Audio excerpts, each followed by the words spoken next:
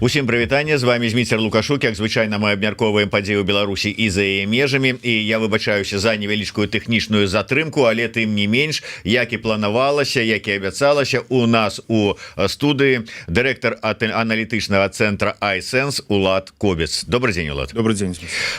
Шмат тэмаў назапасілася, бо даўно не бачыліся. Давай, можа быць, пачнем вось такога. Буквально заўчора, здаецца, Лукашенко прымаў губернатара Самарской области і ішлі размовы про супрацу у вайсковай галіне розных прадпрыемстваў. Ён там казаў і про самалётабудаўніцтва, і ракетабудаўніцтва, і про тое, што у нас рамонтныя цехі для бронетанкавай тэхнікі добрыя, а можа быть, мы тут і танки там ці броневікі будем разам рабіць. Ну і потым губернатар расказаў про планы пабудаваць на тэрыторыі Беларусі завод по вытворчасці беспілотнікаў, 100 тысяч на год нібыта выпускаць. Зразумела, для чаго Расіі гэтыя беспілотнікі спатрэбяцца.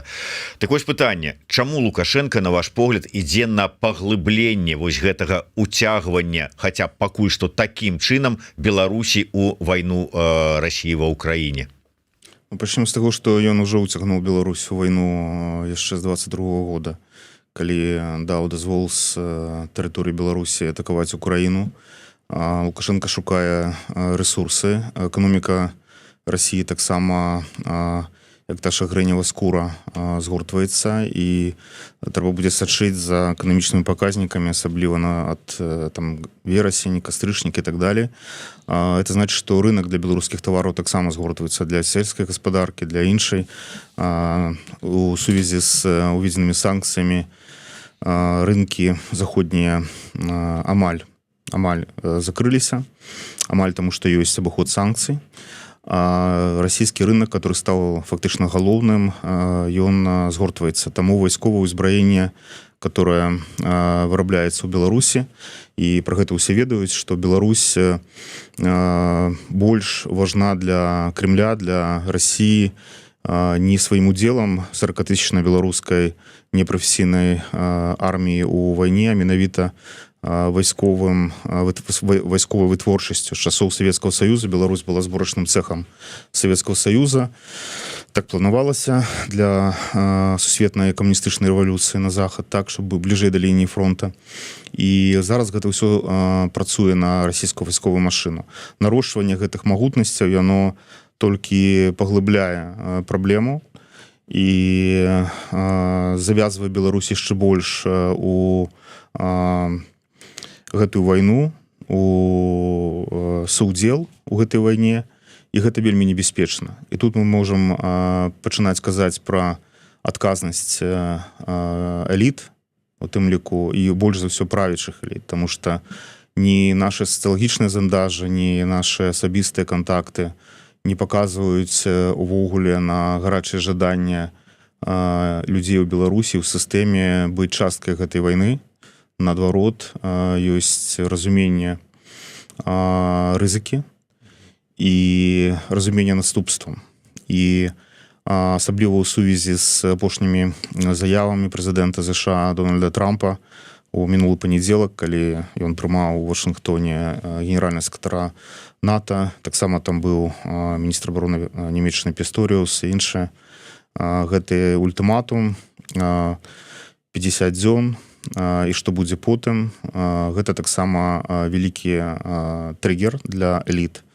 Як ты ведаеш, я казаў, чаму пазней прыйшоў да цябе, таму што толькі што вярнуўся з Штатаў з чарговай рабочай камандзіроўкі.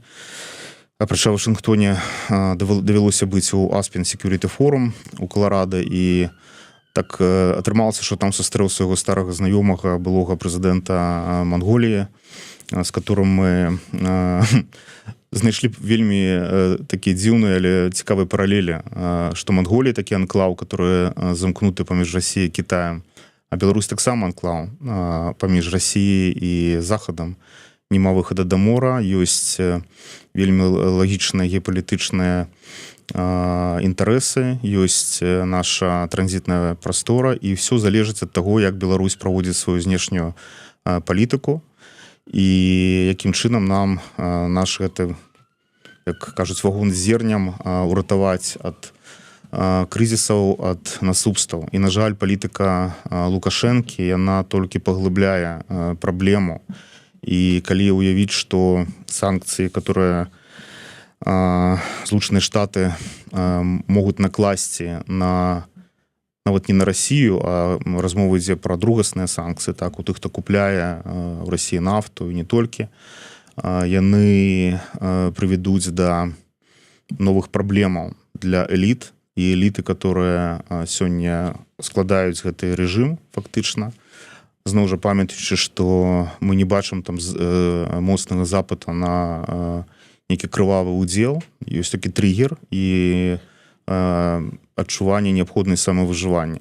І гэта прыводзіць да пытання, навошта гэта рабіць. Менавіта з гэтай нагоды, з нагоды задачы, которую паставіў прэзідэнт Трамп, спынення вайны, у Менску быў генерал Келах, і зноў жа две рэчы: генерал, другое тое, пра што мы, як Айсэнс, даўно кажам і казалі, гэта ключавая важнасць Беларусі у пытанні доўгатэрміновага міру. І гэта вельмі важна як для Беларусі, так і для нашых еўрапейскіх суседзяў, для Украіны, для ўсяго свету. Не ўдзел Беларусі ў вайне, спыненне працы на расійскую вайсковую машыну нашай вытворчасці вайсковай, пачатак спакойнага дыялогу эліт пра будучыню нашага анклава. Гэта тое, што сёння было б чакана, а не эскалацыя удзелу з вельмі цяжкімі магчымымі наступствамі, потому што гэта ўжо можа мець канкрэтныя наступствы. Ну і адпаведна можна забыць пра памкненні стаць некай пляцоўкай для перамоваў, там некай Швейцарыі, гэтага не будзе з розных прычынаў, і у тым ліку з прычынаў наяўнасці такой колькасці палітзняволеных, і самае галоўнае гэта саўдзел у вайне. Адразу некалькі тэм закрану, Улад, хаця я хацеў іх паступова абмяркоўваць. Мы разгорнем. Да, але мы разгорнем. Але давай, можа быць, вось з чаго пачнем гэтае разгортванне.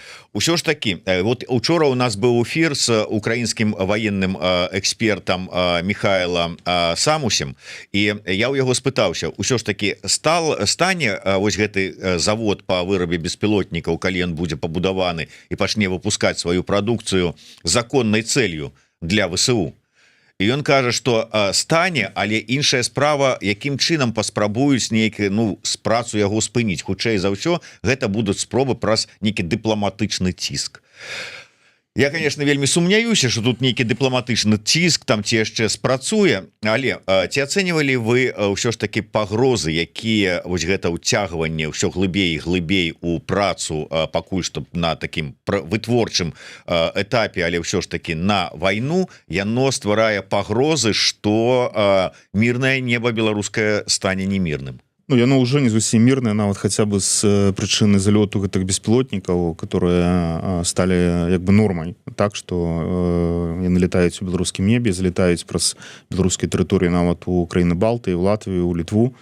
Такія вайсковая вытворчасць, которая працуе на расійскую вайсковую машыну, яна ад пачатку была законнай цэлю. Пытанне ў тым, што усе даюць сябе справаздачу ў тым, ці гэтую цэль трэба уразіць, і за гэтым будуць іншыя наступствы. Таксама усе разумныя палітыкі суседніх, асабліва краінаў захаду, яны пралічваюць сітуацыю ў будучыню. Гэта Лукашенко ўцягнуў Беларусь і ў тым ліку сваю эліту гэту вайну, перакласці адказнасць на беларусаў, на людзей. Адзін раз атака па тэрыторыі Беларусі, яна моцна зменіць гісторыю. Таму, конечно, і менавіта гэтую мэту спынення вайны праследуе новая амерыканская адміністрацыя. І я хацеў бы сказаць, мы, можа быць, разумеем жаданне Лукашэнкі такой азербайджанізацыі Беларусі. Так, то бок Азербайджан мае вельмі моцнага партнёра, суседа Турцыю, і дзякуючы такому саюзніку, дзякуючы такой палітыцы яны мелі таксама магчымасць і моц аднавіць цэласнасць краіны і быць больш рашучымі, у тым ліку зараз у тым новым канфлікце з Расіяй. Але, прабачце, Беларусь не можа стаць Азербайджанам, маючы на ўвазе, што Турцыя гэта Расія. Турцыя сябра НАТО, і Турцыя краіна, которая рухаецца у бок еўрапейскага звязу. Уладзь, вот Польшча, одна з самых вялікіх армій у Еўропе, як турэцкая армія, адна з самых вялікіх ввогуле, здаецца, у НАТО. С аднаго боку, з другого боку, самая хутка растучая эканоміка ва ўсім Еўрасаюзе. Чаму вот табе свая, умоўна кажучы, Турцыя? Чаму не? Тут зразумела зусім свой чужой, так яно не клеіцца, тому что Польша дэмакратычная краіна, краіна НАТО. Мы кажам про ситуацию, в которой азербайджанізацыя у вачах Лукашенко, гэта ситуацыя, при которой вы прымаеце нас такімі, як мы ёсць, то бок все, спынілі размову про правы чалавека, про дэмакратыю, то ж самае, як можна казаць про доўгі час про Азербайджан, так, і таксама гэта гісторыя з перадачы ўлады ад бацькі да сына, вельмі шмат аналогіяў, але зноў жа Турцыя краіна дэмакратычная, Турцыя сябра НАТО, і фактычна гэта вельмі блізкі, калі не сказаць, адзін народ з Азербайджанам, так, і перспектыва і дынаміка Азербайджана, яна зразумелая. Перспектыва Беларусі, Лукашэнкі, который хоча бачыць Расію такой Турцыяй, гэта зусім іншае. Гэтага ніколі не будзе. Расія не сябра НАТО, не дэмакратычная краіна. І зараз будзем глядзець на дзеянні адміністрацыі. Ужо аб'яўлена новы раунд украінска-расійскіх перамоваў. Мы ведаем, што ўсе папярэднія перамовы нічога ні да чога не прывялі. Дональд Трамп стварыў акно магчымасцяў, стварыў прастору для магчымага дзілу, калі бы Пуцін быў гатовы да гэтага. Але, на жаль, і зноў жа трэба разумець, што ніхто не мае ніякіх ілюзій у Вашынгтоне, у Белым доме. Гэта вельмі шчырая прапанова з наданнём магчымасцяў заключыць мір перад дзеяннямі больш жорсткімі. Але мы памятаем, і наш аналіз паказвае, што ад пачатку мэта Пуціна была не Донецк, Луганск, не Крым нават. Галоўная задача Пуціна – это дэканструкцыя калектыўнага захаду. Таму яны працуюць у медыяпрасторах, у электаральных працэсах в заходніх краінах, у Еўропе, у Амерыцы. І сапраўды яны... Пуцін не планаваў вялікую вайну, яны верылі ў тое, што праз 3 дні яны зменяць уладу на Банкавай. Так, павінна была вайна скончыцца на Банкавай, з завозам туды Януковіча ці прывядзеннем да ўлады Медведчука, whatever, няма значэння, таму што хтосьці, хто пад жоўта-блакітным прапарам праводзіў бы расійскую палітыку, а далей Малдова, і вось ужо Беларусь тут, і СССР 2.0 перад намі. І далей ужо, маючы весь патэнцыял насельніцтва, эканамічнае, вайсковае, это ультиматум Захаду з тым, каб адсунуць НАТО на мяжу 97 года. Гэта быў план. І гэты план нікуды з галоў там не дзеўся, таму што тое, што мы бачым, і тое, што мы, як беларусы, і не толькі разумелі, гэта весь той час, который Расія, як ядро імперыі расійскай ці савецкай, весь час страчвала замест таго, каб развіваць свае рэгіёны, эканоміку, транспарт, все што загодна, турыстыку, адукацыю, быў патрачаны на інвеставанне в вайсковы патэнцыял і на аднаўленне імперыі. Атаку на Грузію, атака зараз на Украіну, таксама пры Транзністры і так далее, утрыманне гэтых анклаваў. І ўсё гэта было падпарадкавана адной мэце, аднаўленню імперыі. Нічога ў галовах Пуціна не змянілася, але перад вачыма тых санкцый, которые могуць быць, яны могуць адкласць сваю доўгатэрміновую, могуць, я не кажу, што яны это зробяць, сваю доўгатэрміновую мэту, таму што нічога в этом эстеблішменце расійскім не зменіцца у бліжэйшы час, і баюся, што яшчэ доўга. Таму нам трэба думаць, дбаць пра свой край, пра сваю краіну. І любыя такія зрухі, которые будуць супярэчыць палітыцы на усталяванне доўгатэрміновага міру, яны будуць прыводзіць да рызыкі стаць і цэлью атрымаць сітуацыю, в которой Беларусь будзе ўжо рэальна ў вайне, чаго у Беларусі ніхто не хоча. Улад, першым я задам наступнае пытанне просто ўдакладненне. Можа я просто каб не згубіць тэму, ты паклаў нейкія паперкі перад сабой, ты нейкую сваю хацеў тэму абмеркаваць, ці вот што гэта, ці это для супакаення, каб спакайней сябе пачуваць? Давай скажем для супакаення. Тут розна, это адны з матэрыялаў па аналізе беларускіх рэсурсаў, у тым ліку наша нафта, это пытанне, которое звязана з магчымасцю ввядзення другасных санкцый, так, тому што Беларусь сёння вернула вытворчасць нафты на паказчыкі Советского Союза, то бок мы добываем частку нафты, которая ідзе на экспорт. Пасля 21 года, пасля 20 года, з 21 года сырая нафта ўжо не прадаецца на экспорт за санкцыі, перарабатываецца на беларускіх МПЗ. Але гэта просто частка тэмы, тая, што мы маем ресурсы, з которых сёння карыстаецца дыктатура. І фактычна тое, што з'яўляецца дыамантамі для беларускага народа, это наша калійнае ўгнаенне, это наша нафта, гэта наша геапалітычнае становішча, оно ёсць падставай для развіцця нацыі ў будучым. Плюс сюды дададзім наш IT-сектор, который у добрым сцэнары вернецца на Беларусь, і вялікую частку бюджэта будуць закрываць гэтыя бізнесы, наша рэкрэацыя і так далее, і так далее. Гэта просто про тое, што каб кампенсаваць дзіры ў бюджэце, апрача вырабу і продажы зброі не толькі, дарэчы, у Расіі. Мы бачым візіты таксама розных іншых прадстаўнікоў розных іншых краін, там і Інданезіі, і Танзаніі, і Лівіі, і гэта все пра вайсковыя рэчы, как бы патрэбныя грошы. Але тое, што выкапваецца з зямлі, туды назад ужо не вернеш. А гэта тое, што належыць беларускай нацыі, беларускаму народу і будучым пакаленням. І чым больш оно захаваецца там, тым больш потым будзе там дзецям, внукам і іншым пакаленням беларусаў. І для гэтага такі аналіз, мы шмат аналізаў робім, наш эканамічны блок таксама вельмі моцна працуе, узаемадзейнічае з бізнесам. І адна з нашых задач — это распрацоўка рэалістычнага плану на той момант, калі эліты і ў краіне, і па-за выйдуць на момант магчымасці дыялогу, разумеючы, што сам Лукашенко, который не маладзее, заводзіць всю краіну у тупік. Ох, складанае пытанне. Ты верыш у гэты вот зараз нацыянальны дыялог, нацыянальнае прымірэнне, пра якое... Прабач, не было сказано нацыянальны дыялог, old story. Я зараз скажу пра сітуацыю, в которой Беларусь ніколі не была на нашай з тобой памяці.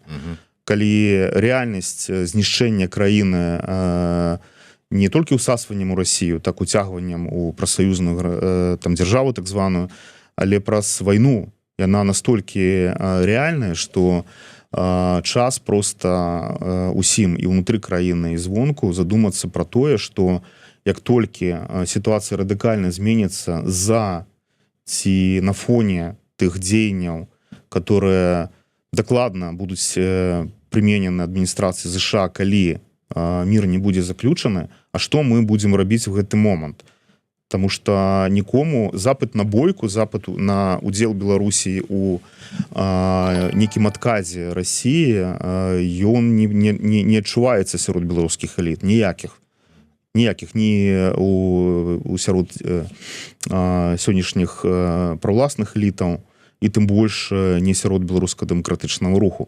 Таму гэта не пра той дыялог пад эгідай там кагосьці, так, это пра тое, што слухайте, давайте просто зразумеем, што можна, так кажуть, no restriction, без розных абмежаванняў. Просто стварыць мадэль Беларусі у той момант, калі санкцыі прывядуць да таго, што у крамах не будзе просто тавараў, тому што рынкі схлопнуцца. Таму што рызыка ўваходу ў вайну стане такой вялікай, што ўжо некуды будзе просто адступаць. І вось магчымасць, которую дае той самы візіт Кіта Келага, у тым, што Беларусь мае такую магчымасць без розных рэзкіх рэчаў, которые, может быть, камусьці хацелася б, а камусьці не, прыняць некую медзіану, которая бы таксама улічвала ці ўключала ў сябе спыненне рэпрэсій, вызвалення палітзняволеных і дыскусію наконт будучага беларускага свету. І ў гэты момант, калі мы кажам про немагчымасць рэзкіх зменаў, это мог бы быць реальны нейтралітэт і реальны без'ядерны статус Беларусі гарантаваны у гэтым long-term agreement, peaceful agreement, которых дамагаецца адміністрацыя ЗША. Мы тут павінны дбаць пра нас і, дзякуй Богу, гэта зразумела абсалютна ў Вашынгтоне. Это было заўсёды зразумела вайсковым, поскольку прилетел генерал Келах, то мы бачым гэта разуменне, што Беларусь это ключавая краіна ў рэгіёне з пункту гледжання бяспекі, бо геаграфія тут руліць. Хтосьці можа з гэтага пасмяяцца, але паглядзіце на мапу, куды цякуць рэкі, адкуль была атака на Кіеў, где Сувалкі-Шчызінскі гэп, где магчымасць пагрозы Вільна і так далей. Это ўсё з тэрыторыі Беларусі. І нам, як беларусам і Беларусі, ніколі нельга было даваць падставы, каб Беларусь трактавалася як краіна, з которой магчымае агрэсіўнае дзеянне. Ніколі ў гісторыі гэта не было. Беларусь заўсёды, вся наша гісторыя, гэта барацьба паміж Тэўтонскім ордэнам і Масковіяй татарамі, гэта саюз з Польшай і з народамі балтыйскімі. І гэта заўсёды было пра мір, пра адукацыю, пра развіццё, пра закон. І першы раз у гісторыі нас трактуюць як судзельнікамі. Гэта вельмі прыкра. Я дзякую Пятру Савіцкаму за тое, што ён перайшоў на ўзровень. Дзякуй за падтрымку, стаў спонсорам нашага канала. Таксама далучайцеся да прыкладу Пятра і таксама можете далучацца да нашага такого вось узроўня, выходзіць на ўзровень спонсарскі. Уладзе, калі ўжо закранули гэтую тэму, тым больш, што толькі фактычна з самалёта са Штатаў і адразу ў студыю колькі разоў згадалі Келага, усё ж такі можна больш што можна, конечно. Я разумею, што не ўсё ты можаш гаварыць, але тым не менш, візіт Келага у Мінск, сустрэча ў Беларусі. Асноўная мэта гэта ўсё ж такі тое, пра што казалі, але над чым пасмяяліся, спробы прамацаць, ці можна адцягнуць Лукашэнку ад Масквы, ці, як казаў Коул, выцягнуць людзей з-за кратаў, ці што? Тыя, хто смеюцца, не разумеюць, што адбываецца. І вяртаючыся да таго ж, якую палітыку фарміруе Дональд Трамп. І яна вельмі зразумелая, вельмі практычная. Гэта спыненне войнаў. І мы бачым Блізкі ўсход, мы бачым пазіцыю Штатаў па Ірану, па Хезбалле. Мы бачым таксама, якім чынам мяняецца палітыка, калі мяняецца падыход, это Сірія. І таксама гэта задача спыніць вайну Расіі супраць Украіны. Гэта адзіная задача. І гэта праўда, што ніякага спісу, за якім ляцеў Келах, каго там уже ведалі, што кагосьці вызваць, яго не было. І яго памочнік напісаў аб гэтым артыкул, я не буду палітыка, не буду яго, хто хоча можа прачытаць. Гэта практычная палітыка, але галоўнае пытанне гэта сам візіт. Сам візіт вярнуў Беларусь на стол. Таму што вельмі шмат, зноў жа, я казаў пра гэта раней, і мы бачылі гэта да 2020 года, колькі так званай псевдоаналітыкі было напісана пра тое, што беларусы это такой занедбаны народ, которым патрэбны такія дыктатары, іначай яны просто жыць не могуць. І раптам 20-й год, і вся гэта літаратура пайшла ў сметнік. На жаль, з гісторыі ніхто не вучыцца. І мы зноў бачылі шмат розных матэрыялаў, дзе даказвалася, просто сцвярджалася паміж радкамі, бо Беларусь як бы сышла ў гэтай літаратуры на бэкграунд, што Беларусь гэта ўжо там страчаная краіна, так, то есть это файл, которого нема. Але змянілася адміністрацыя і змяніліся людзі, і мы ведаем тых людзей, которым давярае прэзідэнт Трамп, которые сёння прыязджаюць на, што называецца, на землю, у поле рабіць гэтую палітыку. І гэта палітыка скіравана на спыненне вайны. І ніякага гандлю, нічога іншага, хто хтосьці шукае за гэтым, яго просто няма.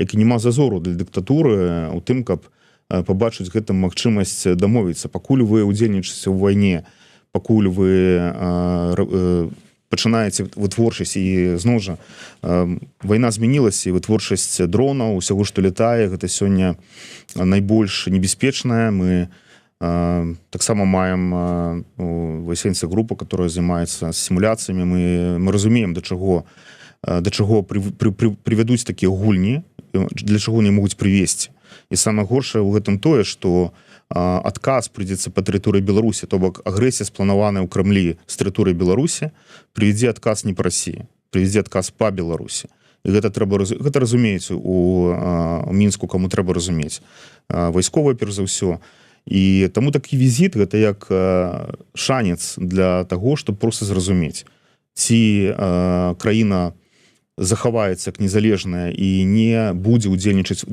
дазволіць новой адміністрацыі спыніць гэту вайну по факту ці будзе далей працягваць гуляць з вагнём адказ у Іране мы бачылі я не хочу сказаць што гэта будзе в Европе але для Беларусі сцэнар працягвання Беларусі ў агрэсію ён вельмі надзвычай небяспечны і таму гэты візіт апрача таго што ўсе пачалі цікавіцца чаму задавацца пытанням не толькі ў Беларусі не толькі з беларускім асяроддзя нават наадварот збольшага у заходніх краінах і мы таксама атрымалі вельмі шмат пытанняў чаму бо не для ўсіх это ясна але мне здаецца што Трамп вельмі зразумела сфармуляваў сваю палітыку і зараз у Вашынгтоне мы мелі толькі пацверджанне гэтым это вельмі зразумела вельмі цвёрдая палітыка которая, конечно, уключала и гэты... То есть адказ на пытанне чаму это пошукі варыянтаў і спробаў спыніць вайну натуральна галоўнае гэта спыніць вайну і... але тут адразу самае галоўнае пытанне ўсё ж таки я разумею что хацелася б как бы что вот магчыма дамовіцца магчыма вырашыць гэта пытанне але суб'ектнасць ён валодае Лукашенко суб'ектнасцю каб нейкім чынам на гэтыя адказы на гэтыя пытанні даваць як кажуць ён не можа нават міграцыйны крызіс спыніць але ўрэшце быў вызвалены Сергей Ціхановскі то бок прынамсі вызваліць палітвязняў ён можа а які-нибудь новы наступ на Кіев умоўна Кіев за 3 дні 2-0 калі Путін так гэта вырашыць я разумею пытанне і конечно усе таксама разумеюць чым ёсць суб'ектнасць Лукашэнкі і 22 год показаў гэта так таму пытанне толькі ў тым што будуць рабіць эліты вакол і перш за ўсё гэта краіна гэта візіт у краіну гэта размова з тым хто дэ-факта сёння валодае рычагамі ўлады і вызвалення 14 чалавек не толькі аднаго Ціхановскага гэта ўжо вынік хаця гэта не было мэтай такая ўжо логіка што фактычна візіт Кіта Келага стаў другім візітам такога падобнага ўзроўню высокага чыноўніка ЗША пасля візіта дзяржсакратара Пампеа ў снежні 19 года і такі візіт конечно не мог абысціся без прыемнага сюрпрыза але мы таксама памятаем што ў тыя ж самыя дні затрымоўваюцца іншыя людзі гэта палітыка не скончылася палітыка затрымання ідуць гэтыя суды за дваровыя чаты яшчэ там за што заўгодна таму зноў жа вяртаючыся да самаадчування беларусаў да кансэнсусаў который ёсць у народзе апрача там нацыі і нежаданне ўдзелу ў вайне трэці кансэнсус гэта неразуменне патрэбнасці палітзняволеных то есть беларусы вельмі мірная нацыя которая не крыважэрная і не разумеюць і зноў жа і тых хто падтрымлівае Лукашэнку і тых хто супраць незразумелая гэта сітуацыя таму само вызваленне людзей яно как бы ўжо добры вынік апрыоры але мы кажам пра мэту візіта і гэта візіт сігнал краіне которая з тэрыторыі которой вайна пачалася і которая удзельнічае у гэтым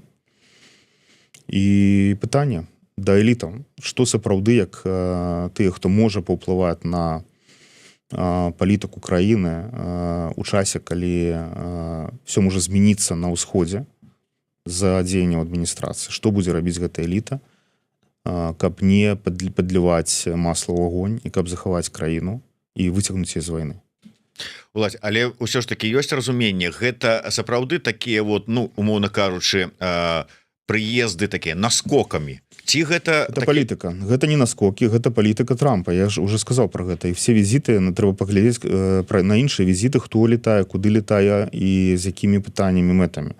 Ну, ты кажаш зараз пра агульнае па розных краінах. Прыехаў не дыпламат, прыехаў гэта не палітыка ў плане таго, што як мы прызвычаліся это бачыць.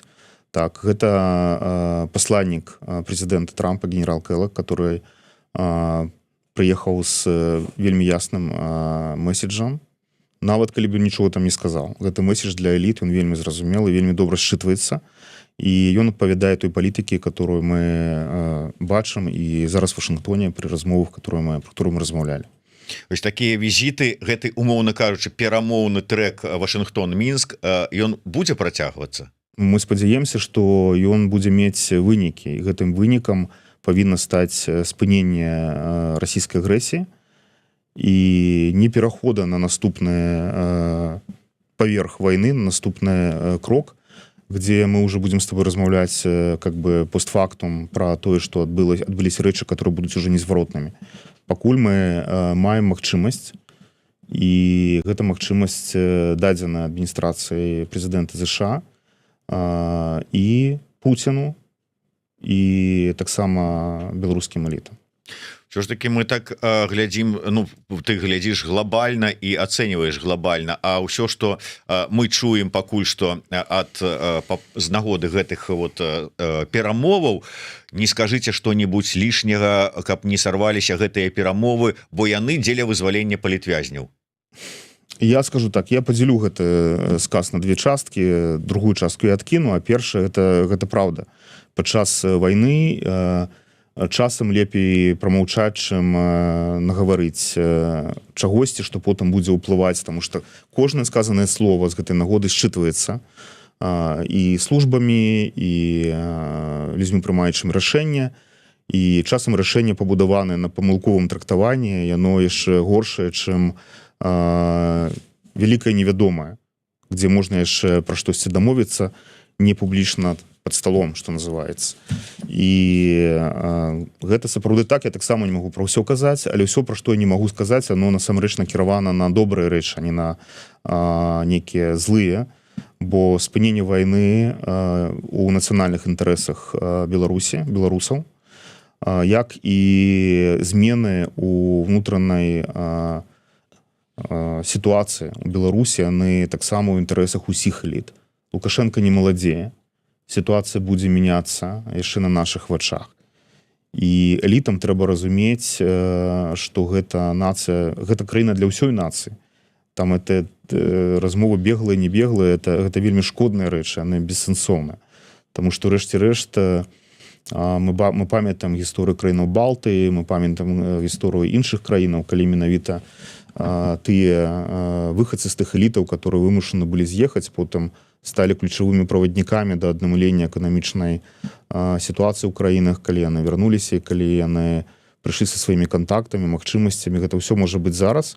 Унікальнасць беларускай краіны не толькі ў тым, што з яе тэрыторыі можна пагражаць усім навокал, але ў тым, што гэта краіна можа жыць дастаткова багата менавіта з тых жа самых прычынаў, за сваёй геапалітычнай ситуации, из-за характеру своего народу, за магчымасцяў, которые мы уже ведаем по парку высоких технологий, не только по наших рэкрэацыйных магчымасцяў. Так, Европа пылае, 30 тысяч азёр, беларуская природы, она может стать таксама часткай вялікага эканамічнага праекту. І яшчэ шмат чаго. Але перш за ўсё гэта нашы людзі, дзе б яны не былі. Гэта беларусы, гэта Беларусь. І ёсць рэчы, которые нас звязваюць усіх. А ёсць палітыкі, которым няма куды вяртацца. І яны часам заводзяць всю нацыю ў багну, з которой потым вельмі цяжка даставацца. Я разумею, што не ўсё можна казаць, асабліва там агучваць тое, што у пабліку не мае, толькі казалася недзе так, але тое, што ўжо ў пабліку, ну как бы можна патлумачыць, таму што скажем, узнік пэўны там скандал, непаразуменне з-за словаў, якая зварота да Трампа, які выказала Ціхановская у інтэрв'ю тому ж самому палітыка. нехта пачаў казаць, ну слухайте, нічога новага яна не сказала, яна прытрымліваецца той же самой пазіцыі, што і да гэтага. Зараз мы чуем, што ну сітуацыя іншая. А хто скандал пачаў? Прабач, я упусціў, напэўна, в самалёце быў. Ну, да прыкладу, вельмі абурылася вось гэтая група, якая за перамовы з рэжымам, там Краўцоў, Кавалеўскі, Хоміч. Вот. Не, я не чуў пра гэта, але я чуў, што кажуць у Вашынгтоне. Пазіцыя Светланы Ціханаўскай вельмі моцная. Яна прызнаны лідар беларускага дэмакратычнага руха і застаецца ім. І там такую дыскусію я не чуў, ніхто пра гэта не пытаў, сустрэчы былі на самым высокім узроўні. Прабач, это штосьці, што я упусціў, значыць гэтага няма. Ну, яна сказала, што пасля візіта Кэлага, што не трэба узнагароджваць Лукашэнку, а трэба ўсё ж таки яго пакараць за тыя злачынствы, які ён здзейсніў. Это быў зварот да Трампа, і хтосьці сказаў, што вы срываеце, можете сарваць такімі заявамі перамовы, а сарваўшы перамовы, вы как бы не перашкодзіце. Хтосьці зрывае свой голас на гэтым. Я такі ведаю, што прэзідэнт Трамп нават у Твіттэры перапосціў падзяку Ціханаўскай пасля вызвалення, і гэта важна. Я думаю, што не тыя, хто пачаў скандал, не тыя, хто это чытае, гэта ўсё не даходзіць да Вашынгтона, і там просто этого няма. Я не чуў там пра гэту, такой тэмы там няма. Тады, калі ты кажаш пра тое, што лепш прамаўчаць у пэўных сітуацыях, ты пра каго і пра які ўзровень і пра якія тэмы кажаш? Людзі могуць трактаваць, не ведаючы сітуацыі знутры, той ж самы візіт. Калі ты не ведаеш, калі ты не сядзеў за сталом побач з Кэлагам і Лукашенко, то ну, можаш мець, конечно, думку і здагадвацца, але калі ты кажаш у паблік, то пытанне, калі ты чалавек, который уплываеш на прыняццё рашэнняў, то просто трэба падумаць. А потым ёсць камунікацыі. Калі у цябе няма такіх камунікацый, то ты просто дастаў мазгавого чарвяка і кінуў яго ў эфір. Я з такой інфармацыяй нават не працую. То бок у нас другія каналы камунікацый, і я разумею, што тое, што было зроблена вельмі важны крок.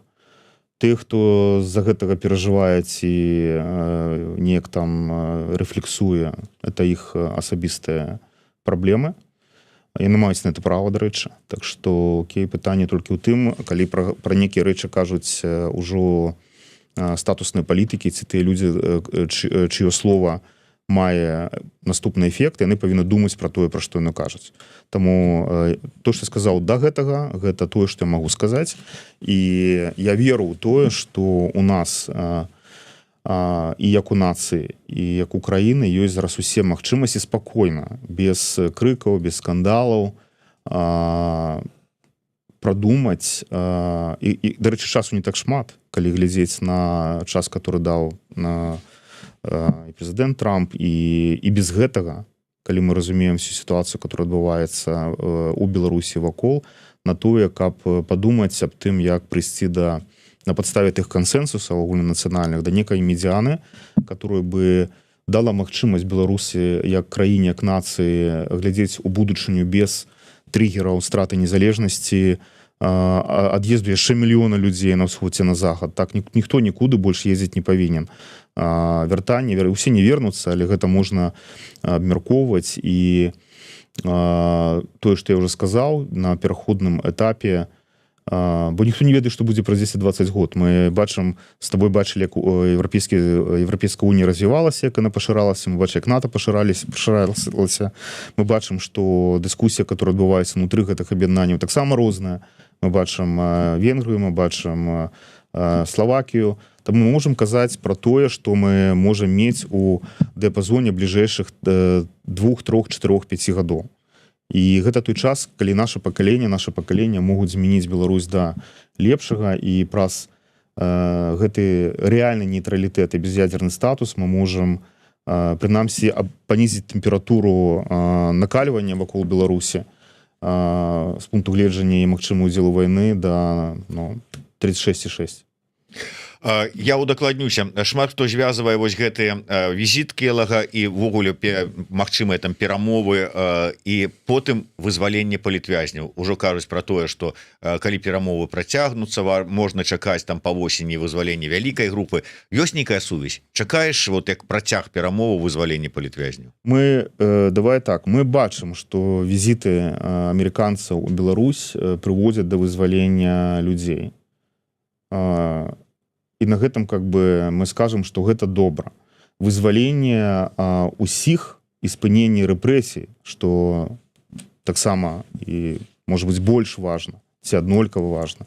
Яно магчыма пры змене палітыкі і вектара руху Беларусі, той, пра што я казаў, пры пачатку размоваў паміж элітамі, разуменне, што будучыня ў бліжэйшы час зменіцца, і альбо в адзін бок, альбо ў другі. Вызваленне людзей тут яно натуральнае.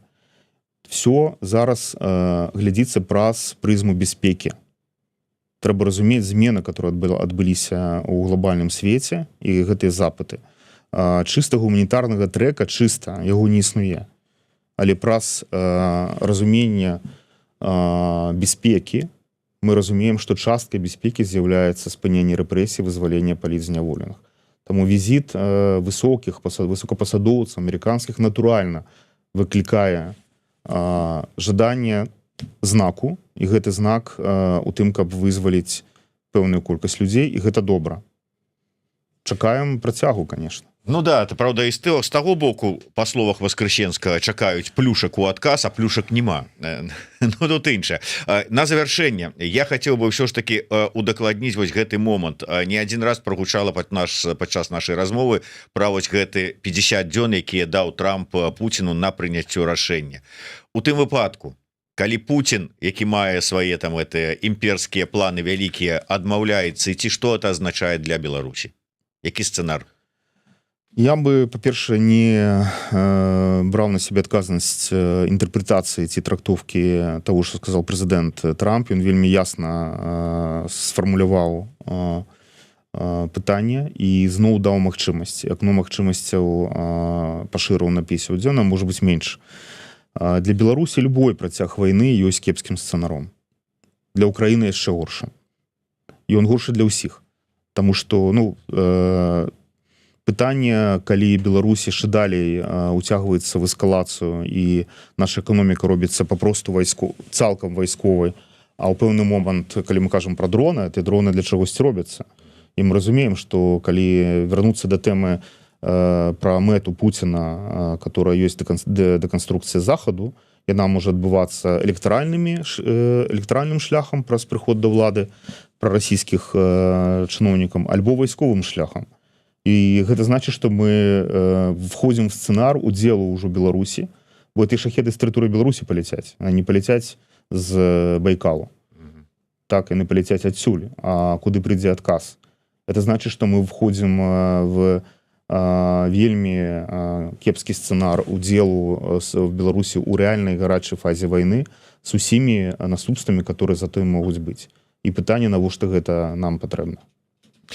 Ну, нам дакладна гэта не патрэбна, незразумела, навошта гэта Лукашенку пры ўсім там как бы с негатыўным стаўленнем да яго, але ўсё ж такі, бачыце, пакуль адказаў на гэта мы не маем. Дзякуй вялікі, не ўсе тэмы паспелі закрануць, а ўсё з-за того, что рэдка у нас бывае у гасцях спадар Уладзь Кобец. Ну, я нагадаю яшчэ раз, что з нами быў выканаўчы дырэктар аналітычнага цэнтру iSense Уладзь Кобец. Подписывайтесь на телеграм-канал iSense Беларусь, заходзьте на сайт. Не ўсе, але пэўная частка іх даследаванняў і аналітыкі там ёсць, можна паглядзець, пачытаць, паспрабаваць самому прааналізаваць і зрабіць нейкія высновы. Ну і не забывайте подписываться на YouTube канал Еўрарадыо. Ёсць магчымасць нас падтрымаць, стаць спонсорам. У любым выпадку дзякую ўсім за сустрэчу, за размову. Жыве Беларусь. Дзякуй, Зміцер, жыве вечна.